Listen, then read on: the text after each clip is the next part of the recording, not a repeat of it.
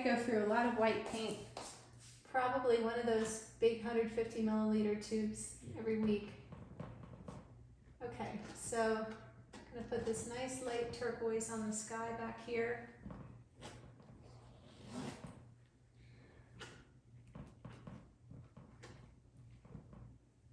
And I'm allowing a little marbling to happen on purpose with the white and the turquoise.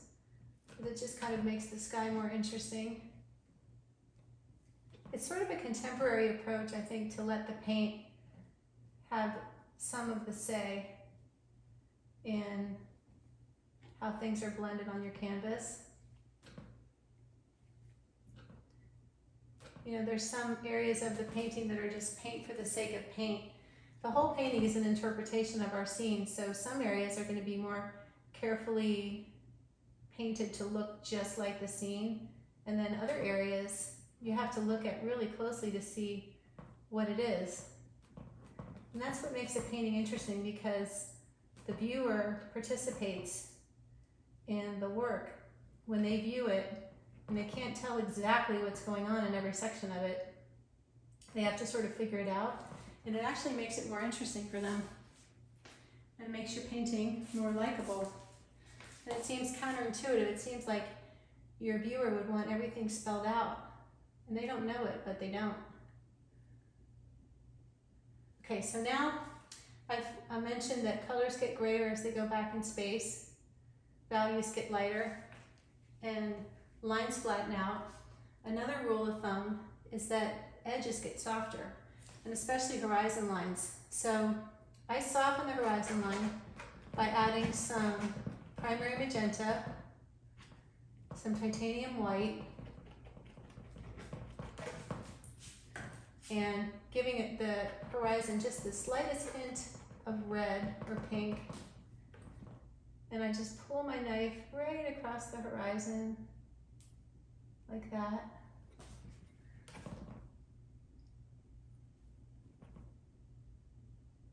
Very gently. And then I'm going to soften that edge. I need to pull it over on this side as well. And now I'm going to pull my knife across again very slowly and with kind of a light touch, just kind of really gently pulling it across there and softening that edge.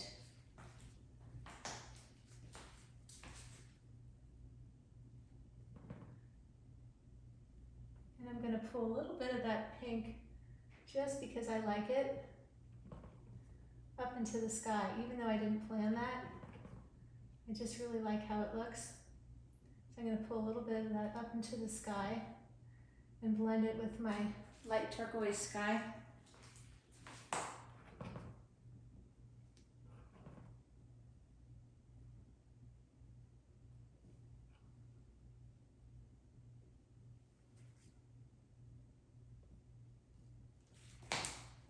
Sometimes you can have a plan for your painting, but be flexible, because sometimes you'll let your painting sort of dictate something new to do with color or texture or whatever. And you should go with it. It's sort of like having a little conversation with your painting and letting it tell you something important. All right, so now it's time to put in the tree and those white rocks in the back. So let's start with the white rocks. I'm going to use titanium white and cadmium yellow medium, and I'm mixing it in with some of this gray that's already on my canvas. I'm going to put some of this cooler gray in as well.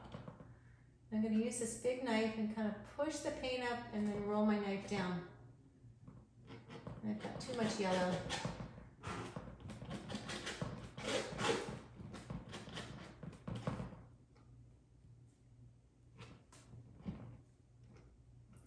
I'm using my big knife, and I'm just sort of pushing the paint around and sculpting it a little bit. Those rocks look sculpted to me. And they've got very distinct shapes, but I just drew in a shape that I thought worked for my design.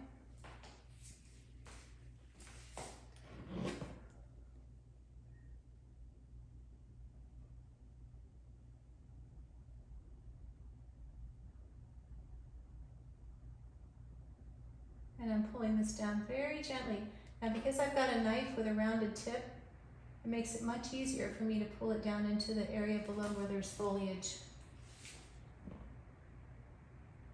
And if the paint is thick enough, you can kind of push it around with your knife.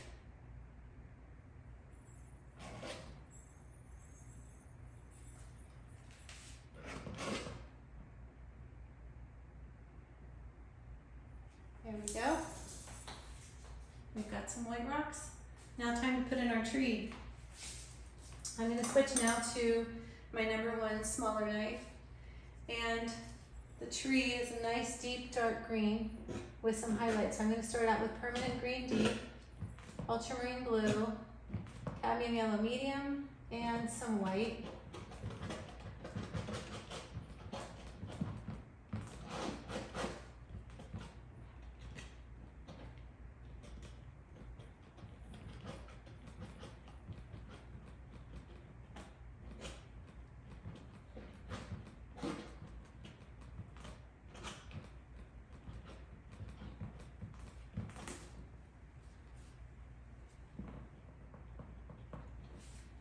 I'm going to put that up here.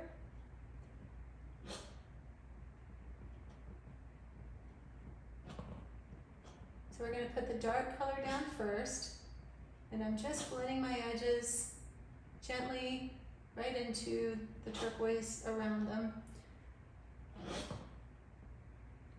Down here I'm blending it gently right over the blue.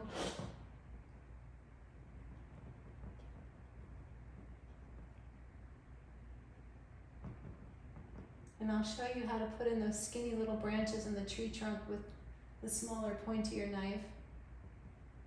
But first we've got to get these two big tree shapes down.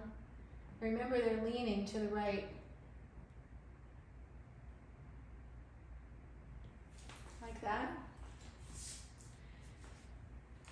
And now we're going to mix up a lighter green because they have a light green highlight, but it's kind of a warm green. So we're going to mix in some cadmium yellow deep and also a little bit of cadmium red light.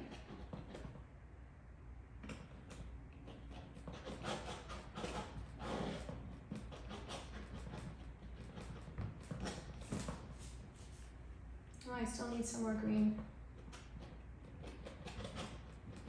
Okay, I'm going to put that right up here.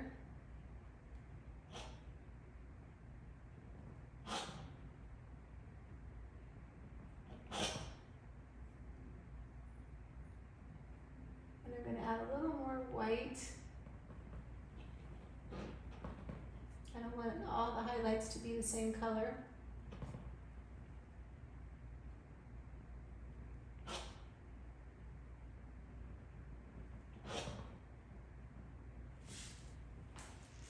So I'm standing back and I'm squinting down a little bit at my painting.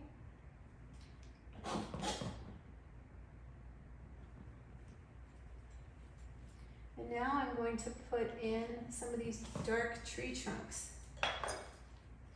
The tree trunk and the tree branches. So I've gotten my skinny knife.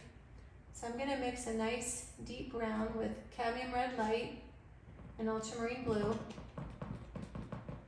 I don't have any earth colors today. I do paint with them sometimes, but you don't really need earth colors. It's so easy to make brown and beige. You make it without meaning to sometimes.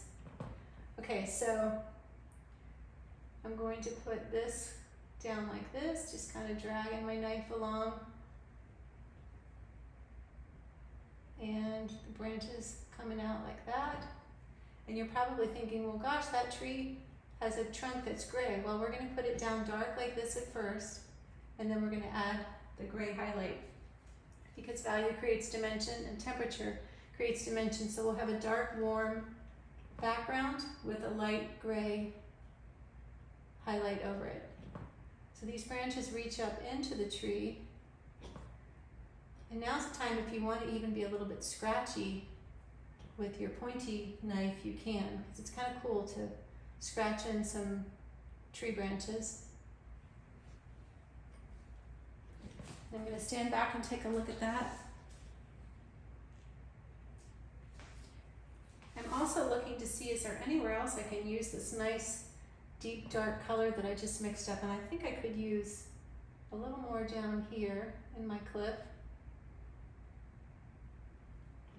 So when I first start a painting, I tend to paint pretty fast, and when I'm getting towards the end, I tend to slow down. I'll make a little mark, and then I'll step back and assess it. Because once you have this much paint on, it becomes harder to correct mistakes. And your painting can start to look overworked. And I use a little bit of this dark under the tree here as well. I'm also going to put in a nice green bush here to kind of overlap that cliff.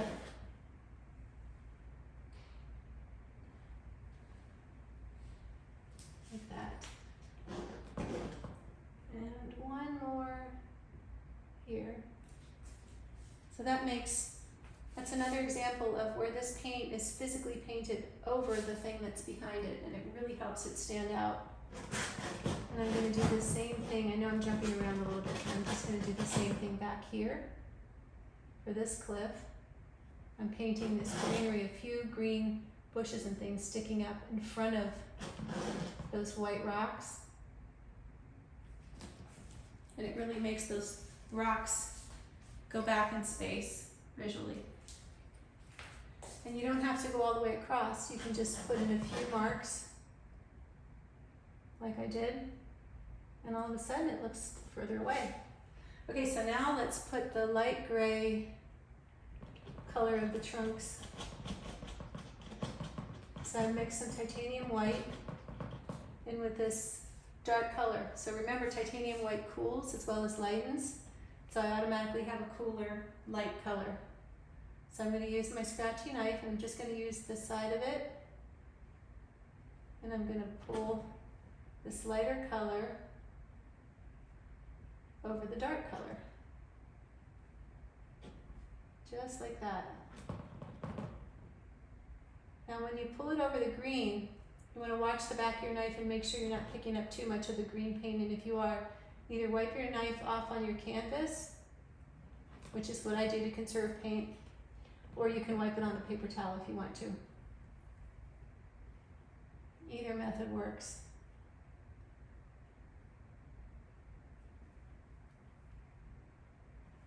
So I'm not trying to be too exacting with my branches. I'm sort of trying to mimic the look of these branches by using my knife creatively. So having that brighter spot to the left of the trunk here really helps enhance the look of the sun hitting it from this left side, which it is.